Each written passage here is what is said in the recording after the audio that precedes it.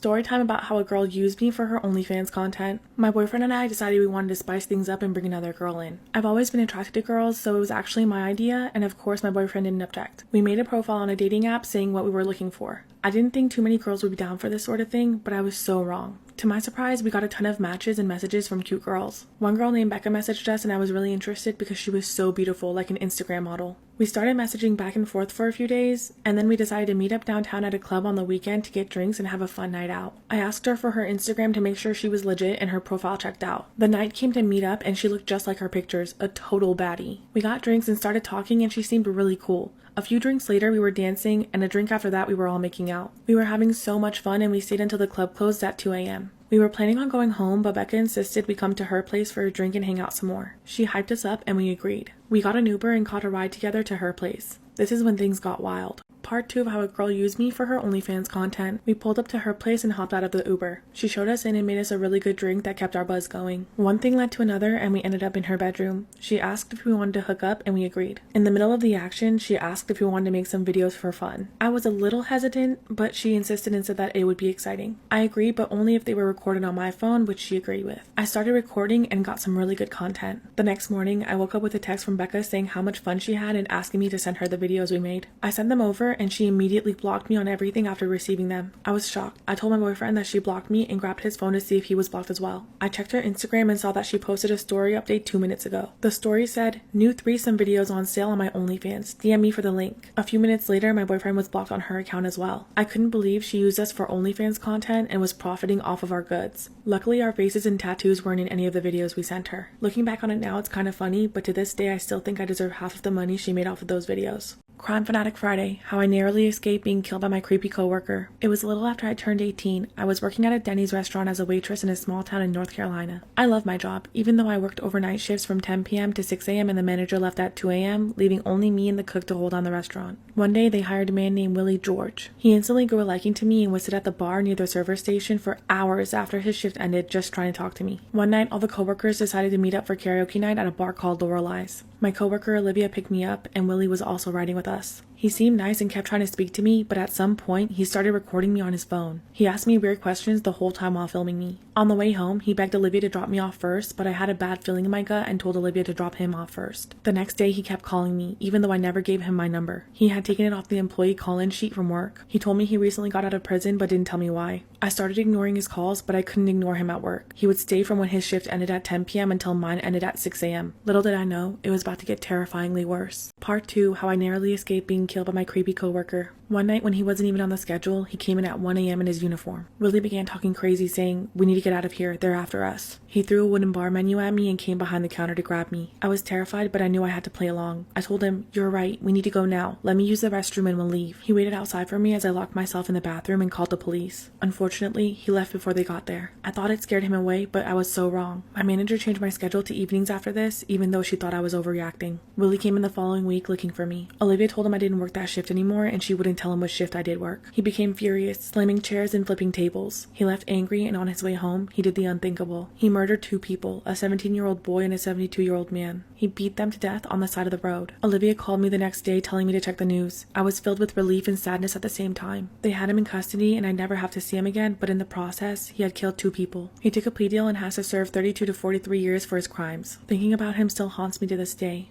Story time about how I befriended a sleep paralysis demon. When I was just a little kid, I started having terrible nightmares that would wake me in the middle of the night. I would reach out into the darkness, crying for help. It was always the same horrifying nightmare over and over again. It got so bad that I didn't want to go to sleep. Most nights, I would just stare out of my bedroom door. This all changed one night when a solid black figure appeared before me. He was dressed in a cloak and a flat-brimmed hat, just standing in my doorway. He had no face, he spoke no words, and he never moved an inch. He was creepy as hell, but for whatever reason, he didn't scare me. The emotion I felt from him was a deep, sorrowful loneliness, and I know he felt my fears from my nightmares. I asked him if he was lonely and scared like me. He didn't respond or move. He just stood there in silence, but I felt a sense of shock in the air. I'm not sure if many people tried to speak to him before. I ended up talking to him for hours in the dark. Before he arrived, I felt lonely and scared, but having him there gave me a sense of comfort. When I asked for his name, he didn't respond. This is when I decided we were going to be friends, and I named him Shadow. Little did I know, Shadow would stick with me and end up saving my life one day.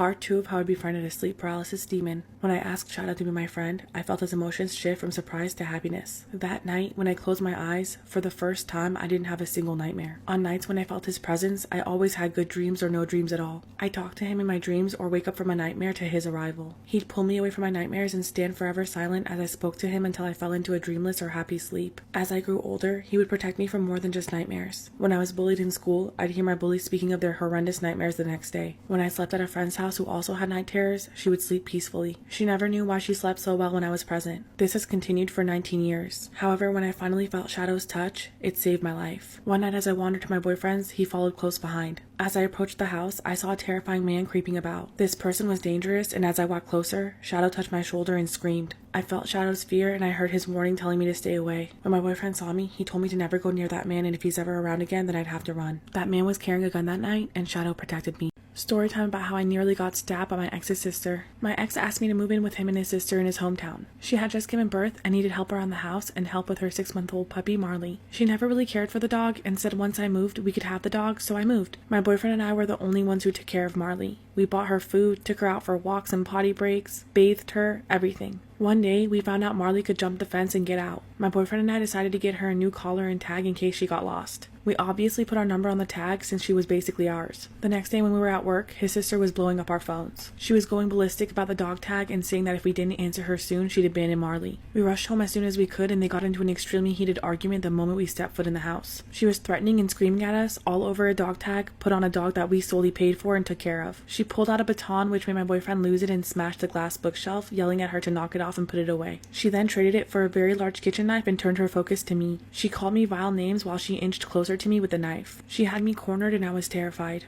Part 2 of how I nearly got stabbed by my ex's sister. As she got closer, my boyfriend made sure to step in front of me while breaking more things and telling her off. I started videotaping and I called the cops. Once she saw that I had called the police and videotaped her, she put the knife away. However, she kept threatening us and swung on both of us. My boyfriend put her into a light headlock and held her down to get her to calm down while I screamed at him to let her go. This was all happening in front of her 4-year-old and the newborn baby. The kids were screaming and crying, the dog was scared, and I was scared. She threatened to put a hit on me for ruining her family. Luckily, their mom ended up arriving and splitting everything up. When the police came, we all got questioned separately. She was trying to get my boyfriend arrested for assaulting her since he had pinned her. Luckily, I showed them the videos and told them where she had put the weapons. With all the evidence against her, they realized that my boyfriend was just trying to protect us. Nothing came of it, but we weren't allowed to go back to the house without a police escort. We grabbed all of our belongings and moved to my parents' house, which was 5 hours away. Everyone except me got over it, but she never apologized and she gave the dog to her friend. I eventually broke up with that boyfriend because he had major anger issues and he was a cheater. I'm happy I never have to deal with them again.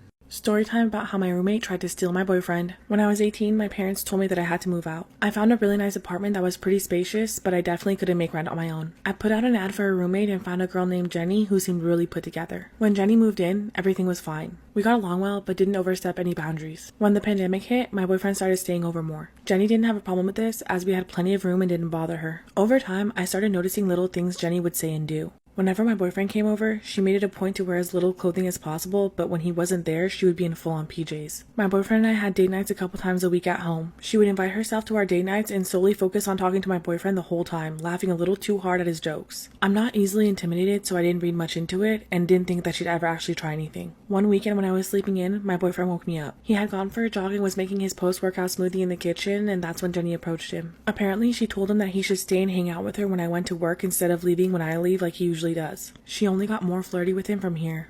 Part 2 of how my roommate tried to steal my boyfriend. My roommate Jenny continued passively flirting with him. One morning, she came into the kitchen wearing one of his t-shirts that we put in the wash the previous night. When I asked her about it, she said she didn't know that it was his and she found it in her laundry basket. She changed and threw the shirt at him with a smile. A few nights later, she sent him a picture on Instagram in her bra and immediately apologized, saying she sent it to him on accident. He quickly sent me the screenshots of the messages. The final straw was when she tried to make a move on my boyfriend one night when I was running late from work. He was waiting for me in my room when she barged in intoxicated. She tried to straddle him and kiss him, but he quickly pushed her off. When I got home and confronted her, she flipped out and started cursing me out. She locked herself in her bedroom the rest of the night and wouldn't come out to talk to me. The next morning, I told her that she needed to move out. The following month she did, but that didn't stop her from taking a final shot at my boyfriend. She messaged him on Instagram and asked him to come over to her new place. She said she would keep it a secret and would do anything he wanted. Obviously he showed me and I posted the screenshots of her thirsty ass and tagged her. She got flooded with messages about being a homewrecker and she deleted her social media accounts. Luckily I haven't heard from her since.